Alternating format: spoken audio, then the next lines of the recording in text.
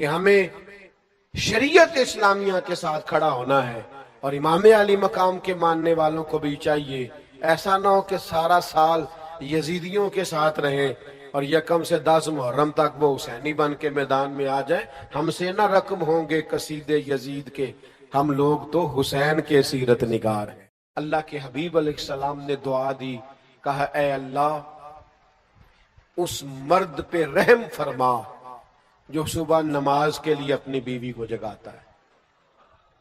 کہا اے اللہ اس عورت پر رحم فرما جو صبح نماز کے لیے اپنے شوہر کو جگاتی ہے۔ وہ میرے دوستو، اللہ کا فرض ادا کرنے کا ٹائم ہے، اور میرے گھر میں میرے اہل خانہ میرے بچے سو رہے ہیں۔ میری ذمہ داری تو یہ تھی کہ میں ان کی نیند نہ دیکھتا، شریعت کا قانون دیکھتا، اٹھو وقت نماز ہے۔ لیکن وہ یہ ذرا دیر سے آیا ہے، یہ رات کو ذرا جاگتا رہا ہے، اس کے پیپرز کے دن۔ اب کیا بات کر رہے ہیں آپ؟ اپنے گھر کے اندر بھی یہ نظام نہیں بنا سکتے؟ میں تو ان بزرگوں کو جانتا ہوں جو کہتے تھے پتر آج میرے لیے کھانا نہ بنانا، اگر تو نماز کے لیے بر وقت نہیں اٹھ سکتی تو میرا بیٹا میرے کھانے کا تو گزارا ہو جائے گا، میں ہوٹل سے بھی کھا لوں گا، مجھے ڈر آتا ہے۔ تو اللہ کی حدوں کو توڑتے، سمجھتے نہیں بات۔ وہ خدا را تھوڑا سا شریعت کے ماحول میں اپنے آپ کو ڈھالیے، امام حسین کی اصل فکر کو سمجھیے۔ میں نے جمعے میں کہا تھا، پھر کہتا ہوں، امام حسین کو ذاکروں، خطیبوں، نقیبوں، شاعروں، ادیبوں سے نہ سنا کرے صرف۔ امام حسین کو سننا ہو تو شریعت کا قانون دیکھیں، قرآن کی آیات پڑھیں، حضور کا اسوہ نور دیکھیں، خلفائے راشدین کی زندگیاں دیکھیں، امام علی مقام آپ کو سمجھ آئے۔ کوئی ان کا انوکھا فلسفہ نہیں ہے، وہ نفاذ قرآن کے لیے اور نفاذ شریعت کے لیے میدان میں ہے، وہ اللہ کا دین نافذ کرنے کے لیے میدان میں، وہ نظام خلافت کو پھر سے قائم کرنے کے لیے میدان میں۔ ہم نے اس کو موضوع تقریر بنا لیا، نکتہ افرینی۔ ہر سال ایک نیا نکتہ کربلا میں سننے کو ملتا ہے، ہر سال ایک نئی داستان سرائی اور نئی لذت سے واقع کربلا۔ چھوڑ دیں آپ سیدہ طیبہ طاہرہ سیدہ عائشہ صدیقہ، قربان جاؤں ان رستوں سے جن رستوں سے مومنوں کی ماں گزرا کرتا۔ یہ کیسی عظمتوں والی خاتون ہے جن کے گھر جا کے اللہ کے محبوب سکون محسوس فرمایا کر۔ حضرت سیدہ عائشہ صدیقہ فرماتی ہیں، میں نے کسی خاتون کے بارے میں بات کر دی برسبیل تذکرہ۔ میں نے کہا قد کتنا چھوٹا ہے اس کا؟ تو ذرا ابو داؤد شریف پڑھ کے دیکھیے۔ فرماتی ہیں حضور کا میں نے چہرہ نور دیکھا تو اظہار ناراضگی۔ کریم فرمانے لگے عائشہ تم نے وہ بات کی ہے کہ اگر اس بات کو میں دریا میں ڈال دوں تو دریا کا ذائقہ بدل جائے گا۔ اتنی سخت بات کر دی، کسی کے بارے میں تم نے بات کی، دریا کا ذائقہ بدل جائے جو تم نے جملہ کسی کے لیے کہا ہے۔ ذرا یہ ارد گرد کی لوگوں کی زبانیں روک کے دیکھو، سوسائٹی میں سکون پیدا ہو جائے، محبتوں کو فروغ ہوگا، نفرتوں کا کلا کماؤ، حدود کا اللہ تعالیٰ کے بتائے ہوئے دین کا پورے طور پر نفاذ ہوگا۔ یہ ہمارا یہ مزاج نہیں رہا۔ ہم ذائقہ لیتے ہیں، خود چسکا لیتے ہیں، جب کوئی بات کر رہا ہوتا ہے غور غور سے سنتے ہیں۔ ہم اپنے ارد گرد نفاذ نہیں کرتے تو دنیا میں کیسے نفاذ ہوگا؟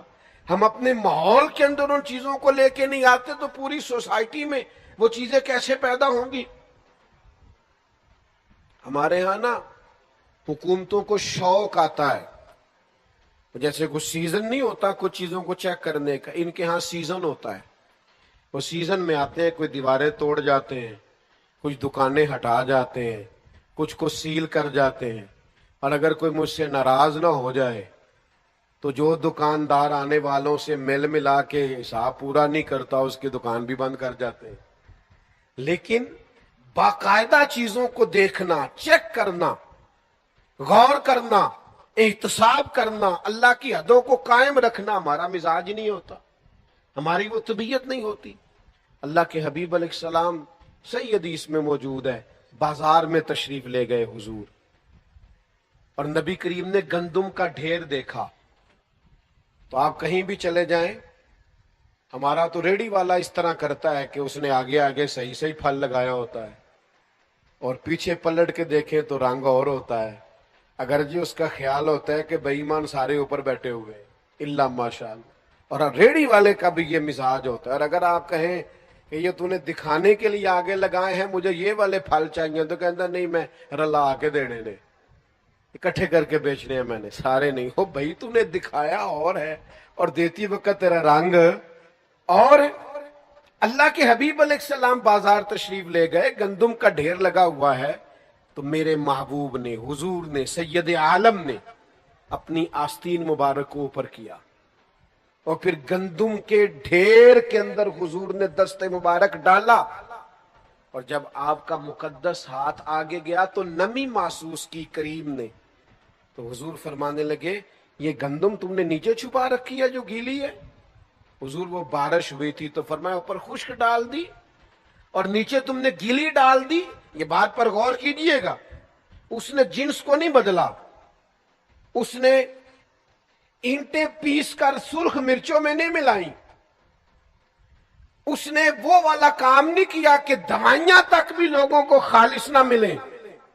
حال یہ ہے کہ گندم صرف ہے ٹھیک ذرا گیلی ہے، وہ گیلی گندم اس نے نیچے رکھ دی، تو اللہ کے حبیب فرمانے لگے سن، جو ملاوٹ کرے وہ ہم میں سے نہیں ہے، وہ ہم میں سے نہیں ہے جو ملاوٹ کرتا ہے۔ وہ میرے بھائی تھوڑا سا غور تو کرے، توجہ تو کریں، یہاں تو منظر بڑا عجیب ہو گیا ہے کہ جس ملک میں دوائیاں بھی خالص نہ ملیں اور جہاں لوگوں کو جان بچانے کے لیے جن چیزوں کی ضرورت ہو ان کا بھی پتہ کرنا پڑے، آپ جائیں میڈیکل سٹور پہ، ڈاکٹر نے آپ کو لکھ کے دی ہے تو میڈیکل سٹور والا مشورہ دیتا کہتا یہ رہنے دو، یہ والی لے جاؤ، فارمولا ایک ہی ہے، چونکہ وہ اس نے بھی اسی طرح کا رویہ رکھا ہے، اور ڈاکٹر صاحب کو بھی میڈیکل ریپ والے ملاقات کر گئے تھے، انہوں نے بھی بتایا کون سی لکھ کے دینی ہے، اللہ ماشاءاللہ سب جگہ ہاتھ ملے ہوئے ہیں اور سب جگہ تعلقات بنے ہوئے ہیں اور سب ہیں جو باقاعدہ اس میں شامل ہو گئے ہیں، اور آپ سمجھتے ہیں کہ امام حسین کا ذکر یہ ہے کہ آپ نے 3 دیگیں پکائی تھی 10 محرم والے دن، تو مہربانی کریں آپ گھر میں رکھیں دیگیں، یہ ساری چیزیں اور یہ لنگر اور یہ دنیا اور کائنات، آپ کس کے لیے 4 دیگوں کی بات کر رہے ہیں جو جنت کے مالک اور سردار ہیں؟ آپ ان کے نظریے کو سمجھیں، فکر کو سمجھیں، سوچ کو سمجھیں، جب تک عملاً دین کا نفاذ نہیں ہوتا، مزاج میں دین نافذ نہیں ہو۔ مجھے بتائیے نبی پاک علیہ السلام نے اس شخص سے ہاتھ نہیں ملایا جس نے سونے کی انگوٹھی پہنی تھی، رحمت للعالمین نبی۔ میں کیسے کہوں آج آپ کو، ہزاروں لاکھوں مسلمان ہیں جو سونے کی انگوٹھیاں پہنتے، کڑے چھلے پہنتے، کتنا کو مشکل کام ہے سونے کی انگوٹھی اتار کے چاندی کی پہننا۔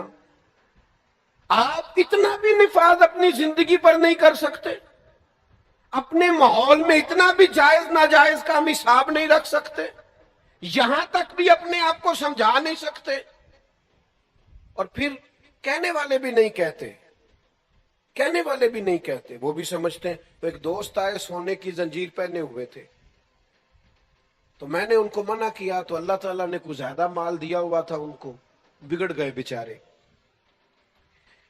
تو مولانا صاحب جن کے ساتھ وہ آئے ہوئے تھے وہ بڑے نفیس آدمی مجھے بعد میں کہنے لگے حضرت وہ کہہ رہے تھے آج کے بعد پیر صاحب کے پاس نہیں جانا، تو میں نے کہا ان سے کہنا تھا پیر صاحب کب تڑپ رہے ہیں آپ سے ملنے کے لیے، انہوں نے کب کہا تھا کہ ہمیں ضروری آپ سے ملنا ہے، اٹ سٹ تے پکڑا کوار گندل اسی اور بھی بوٹیاں جاننے ہیں۔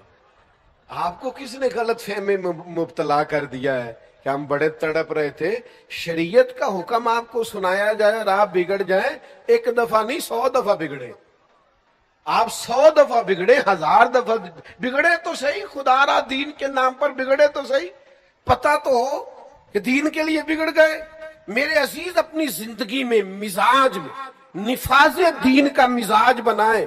یہ کیا عجیب بات ہوئی کہ میں اپنا مخالف دیکھ کے تو کڑتا ہوں، اپنا مخالف دیکھ کر تو بے چین ہوتا ہوں، میری طبیعت میں جلال آتا ہے، لیکن شریعت کا مخالف دیکھ کر مجھے کچھ بھی نہیں ہوتا۔ میرا شاگرد، میرا مرید، میرا عقیدت مند، میرا ادارے میں ڈیوٹی کرنے والا، میرے دفتر میں کام کرنے والا، میرے ہاں ملازمت کرنے والا، وہ ذرا سا میری نافرمانی کرے تو میری طبیعت بگڑ جائے. اور رب کی نافرمانی ہر جگہ ہوتی رہے اور مجھے ذرا احساس بھی نہ ہو. وہ اللہ کے بندے تھے. حضرت عبداللہ ابن مبارک گھوڑے پہ بیٹھے تو گھوڑا ذرا ہلنے لگا. حضرت عبداللہ ابن مبارک رحمت اللہ تعالی علیہ نیچے اترے اور نماز کی نیت باندھ لی اور 2 رکعت نماز توبہ ادا کی. تو خدام نے عرض کی حضور گھوڑے نے ذرا اٹکیلیاں کی ہیں اور شرارتیں کی ہیں اور آپ نفل پڑھنے لگے. حضرت عبداللہ ابن مبارک کی آنکھوں میں آنسو چمک آئے. فرمانے لگے جس دن مجھ سے رب کی نافرمانی ہو جاتی ہے نا، اس دن جو میرے فرما بردار ہیں وہ میری نافرمانی کرنے لگ جاتے. تو اس گھوڑے نے آج نافرمانی کیا تو توبہ کر رہا ہوں کہیں اللہ کی مجھ سے کوئی نافرمانی تو نہیں ہو گئی. بھائیو تھوڑا سا سمجھے چیزوں کو.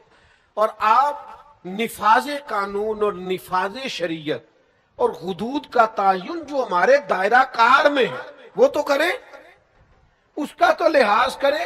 پورے ملک پر اسلامی نظام نافذ کر دو، کوئی خاتون بغیر پردے کے باہر نہ آئے. وہ تو جب نافذ ہوگا تب آئے گا نا. تو ابھی آپ اپنے گھر پہ تو نافذ کریں نا، اپنے اہل خانہ کو تو پردہ کرائے نا، ان کو تو تلقین کریں نا با پردہ رہنے. جہاں تک آپ کنٹرول رکھتے ہیں وہاں تک تو آپ دین کی بات کریں. لیکن آپ تو اپنے گھر کے اندر بھی ناکام ہے دین کے نفاذ کے لیے. اور یہ کہ آپ پوری دنیا میں اور پورے ملک میں نافذ کرنے کی بات کر رہے ہیں. وہ خاص احساس پیدا کریں، اپنا مزاج اس طرح کا بنائیں جو قانون کا پابند ہو، اپنی طبیعت اس طرح کی بنائیں جو قانون کی پابند. اور پھر میں نے دیکھا ہے اس ملک میں رہنے والے جو ہر روز قانون توڑتے ہیں وہ کسی دوسرے ملک میں جاتے ہیں تو بہترین قانون کے پابند ہو جاتے ہیں. وہ ڈرتے پھرتے ہیں، سہمے ہوئے ہوتے ہیں، کسی قانون کو نہیں توڑتے. اور یہاں آ کے وہ بہانے بناتے ہیں جی یہاں ایسے ہی چلتا ہے. اور جناب یہاں ایسے نہیں چلتا، یہاں آپ جیسا بندہ چلتا ہے. وہ ٹھیک ہو جائے تو باقی بھی سارا ماحول بہتر ہو جائے.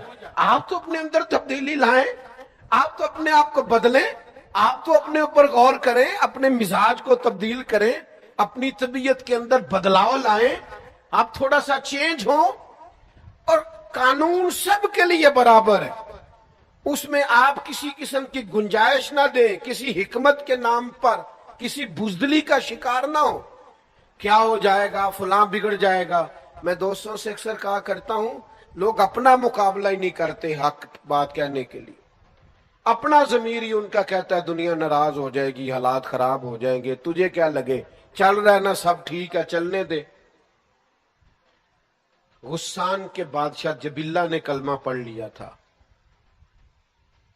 بادشاہ یعنی آج کسی کے دوستوں میں کوئی وزیر بن شامل ہو جائے دوستوں میں، کیا اس کی اتھارٹی ہوتی ہے. لوگ مفت میں، میں نے تو ایسے بھی دیکھا ہے اپنے دیہاتی ماحول میں کہ وہ جو ووٹر سپورٹر ہوتے ہیں نا ایم این اے صاحب کے، ایم پی اے صاحب کے، وہ بعد میں کہتے پھرتے ہیں ہم نے جتوایا جی اسے. تو میں نے کہا آپ مہربانی کریں آپ نہ بولیں اسے بولنے دیں. وہ تو نام تک نہیں لے رہا، آپ نہ اظہار کریں، اس سے پوچھیں. وہ تو کہتا ہے کہ ماں بدولت چیز ہی بڑی ہے، علاقہ پیار ہی بڑا کرتا ہے. تو آپ کس چکر میں ہیں؟ وہ اسے ضرورت تھی آپ کی، اس نے آپ کو بلا لیا، آپ نہیں ہے تو ختم ہو گئی بات. لیکن ایک وزیر اور ایم این اے تک لوگوں کا یہ مزاج ہوتا ہے. اور ایک ملک کا بادشاہ مسلمان ہو گیا اور پھر وہ حج کرنے کے لیے بیت اللہ آ گیا. اور جب وہ طواف کر رہا تھا تو اس نے بہت بڑا جبہ پہنا ہوا تھا، بہت بڑا لباس، اور اس کے پیروں کے نیچے تک وہ لٹکتا جا رہا تھا. زمانہ تھا سیدنا فاروق اعظم کا. ایک غریب آدمی بھی طواف میں شامل تھا. ایک حج ہوتا ہے، ایک وی آئی پی حج ہوتا ہے، ایک وی آئی پی حج ہوتا ہے. تو ایک صاحب مجھے کہنے لگے کہ ہمارا پیکج سب سے اعلیٰ ہے. تو میں نے انہیں کہا مثلاً کیا اعلیٰ ہے؟ کہنے لگے کمرے بڑے بہترین، رہائش بڑی شاندار، کھانا بڑا زبردست. تو میں نے کہا جب بیت اللہ شریف میں طواف کرنے جائیں گے تو پھر میرا خیال ہے سارے اکٹھے نہیں ہو جائیں گے. ایسا تو نہیں ہو سکتا کہ بیت اللہ شریف آپ کے پاس آئے معاذ اللہ کہ میں آ گیا ہوں تو گھر میں میرا طواف کر لے. ایک ہی صف میں کھڑے ہو گئے محمود و اجاز, نہ کوئی بندہ رہا نہ کوئی بندہ نواز, بندہ و صاحب و محتاج و غنی ایک ہوئے, اور جب تیری سرکار میں پہنچے تو سبھی ایک ہوئے. یہ مزاج بنا ہے. تو طواف میں غریب آدمی تھے تو وہ جبہ بہت بڑا پہنا ہوا تھا, تو ایک غریب آدمی کا پیر جبے پہ آ گیا, اور جب وہ آگے بڑھا اور پیچھے سے اس کا کرتا کھینچا, وہ بادشاہ تھا, مزاج بڑا انوکھا تھا, پلٹ کے اس نے غریب آدمی کی طرف دیکھا اور ایک تھپڑ مار دیا. اس کے ہونٹ پھٹ گئے, دانت ٹوٹ گئے. اور یہ کوئی وہ والا معاملہ نہیں تھا کہ غریب پرچہ کرانے ہی نہ جائے کہ کیا فائدہ, میری کون سی سنی جانی ہے.